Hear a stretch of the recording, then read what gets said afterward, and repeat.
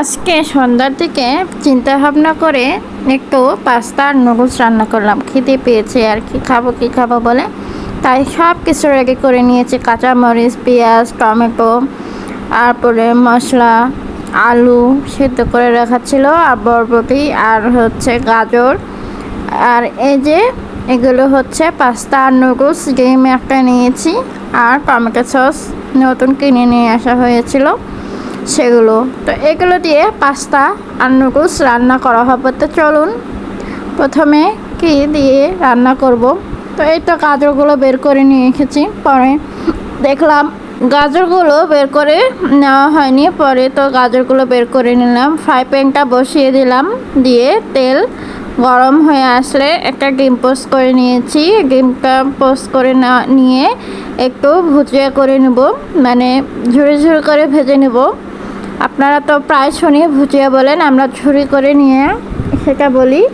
তো এরকম ডিম পোস্ট খেতে অনেকটাই ভালো লাগে। তো পাস্তায় নুডলসে দেব, তাই একটু আম্মু ভেঙে নিচ্ছিল। আর একদিকে পরি বসে আছে আর দেখতেছে। পরিটা সুন্দর করে বসে আম্মুর দিকে দেখতেছে, আম্মু রান্না করতেছিল। তো এই তো ডিমটা এখন তুলে নিলাম বাটিতে। আবার একটু তেল দিলাম, তেল দিয়ে একটু আদা পেস্ট, রসুন পেস্ট বাটা দিয়ে দিলাম। দুপুরবেলা আদা রসুন বেটে নিয়ে রেখে দিয়েছিলাম, আম্মুর শেষ হয়ে গিয়েছিল তাই একটু ব্লেন্ডারে ব্লেন্ড করে নিয়ে রেখে দিয়েছিলাম। আর পেঁয়াজ কুচি দিয়ে দিলাম। আর এই যে এখন দেবো টমেটো কুচি। আমি নিজেই টমেটো কেটে রেখেছি কাঁচি দিয়ে, সুন্দর করে কিউব করে কেটে নেবেন। কিউব করে কেটে নিলে খুব ভালো হয়। তারপরে এই যে গুঁড়ামরিচ দিয়ে দিলাম, একটু গুঁড়ামরিচ, ধনিয়া, জিরা গুঁড়া একটু দিয়ে দিলাম। আর একটু কাঁচামরিচ, আমি একটু ঝাল ঝাল খেতে পছন্দ করি তাই একটু বেশি করে ঝাল দিলাম। আপনাদের মন মতো চালে কমিয়ে বাড়িয়ে দিতে পারেন, সমস্যা নাই। তো কে কে পাস্তা নুডলস খেতে বেশি পছন্দ করেন জানাবেন। আজকাল তো বিদেশিদের থেকে বাঙালিরা বিদেশির মতো হয়ে গেছে সব কিছুতেই। নুডলস, পাস্তা, চাউমিন এগুলোই বেশি বিখ্যাত খাবার মনে করে থাকে এখন বাঙালিরা। তার এই তো টমেটো সস আম্মু দিয়ে দিল। টমেটো সসটা খুব সুন্দর লাল লাল, তাই না? তো এখন সব কিছু দিয়ে কষিয়ে নিয়ে একটু টমেটো সস দিয়ে দিচ্ছে আম্মু লাল লাল হওয়ার জন্য। আমি বলেছিলাম একটু টমেটো সস দাও। তো এত সুন্দর রান্না, যদি আমার রান্নাটা যদি ভালো লেগে থাকে তো লাইক কমেন্ট শেয়ার করবেন, পাশে থাকবেন, ফলো দিবেন। আর বাসায় এভাবে ট্রাই করে প্লিজ আমাকে জানাবেন কেমন হয়েছে। আসলে আমাদের কাছে অনেক কিন্তু ভালো লেগেছিল। আম্মু খেয়ে নিল।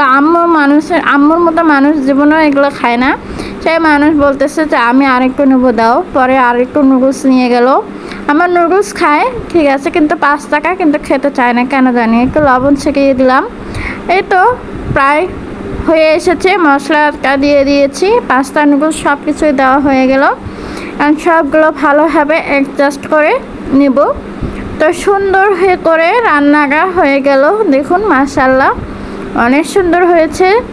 যারা আমাকে ভালোবাসেন, যারা ভালোবাসা দিয়ে যাবেন, স্টার ভাইদের অনেক অনেক ধন্যবাদ। খুব ভালো লাগে যারা তখন স্টার দিয়ে যায়, তারা যখন স্টার দিয়ে যায় আমাকে।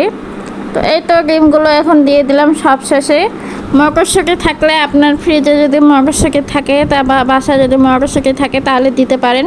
মটরশুঁটি দিলে কিন্তু সুন্দর হয়। আমি শুধু জাস্ট বরবটি, আলু আর গাজর দিলাম, টমেটো দিলাম, পছন্দের সবজি দিয়ে দিলাম। তারপরে তো হয়ে গেছে, এখন নামিয়ে নিয়েছি। আর এত মজার হয়েছিল বিশ্বাস করবেন না, খুব মজার হয়েছিল। আম্মু আর আমি মিলে খেয়ে নিয়েছি। তো অনেক ভালো হয়েছে মাশাআল্লাহ। আমি অনেকগুলো খেয়েছি।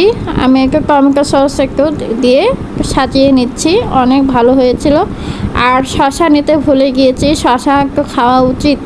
শসা, সালাদ এগুলো দিয়ে খাওয়া উচিত। তো সালাদ তো আমি ভুলে গিয়েছিলাম কাটতে।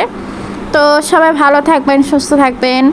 আপনারা চাইলে সালাদ দিয়ে সাজিয়ে পরিবেশন করতে পারেন। আর মেহমান আসলে এভাবে, মেহমান বা গেস্ট আসলে এভাবে সাজিয়ে দিতে পারেন, সবাইকে চমকে দিতে পারেন এভাবে। তো ধন্যবাদ সবাইকে, ভালো থাকবেন, সুস্থ থাকবেন, আল্লাহ হাফেজ। আর আমার জন্য বেশি বেশি করে দোয়া করবেন।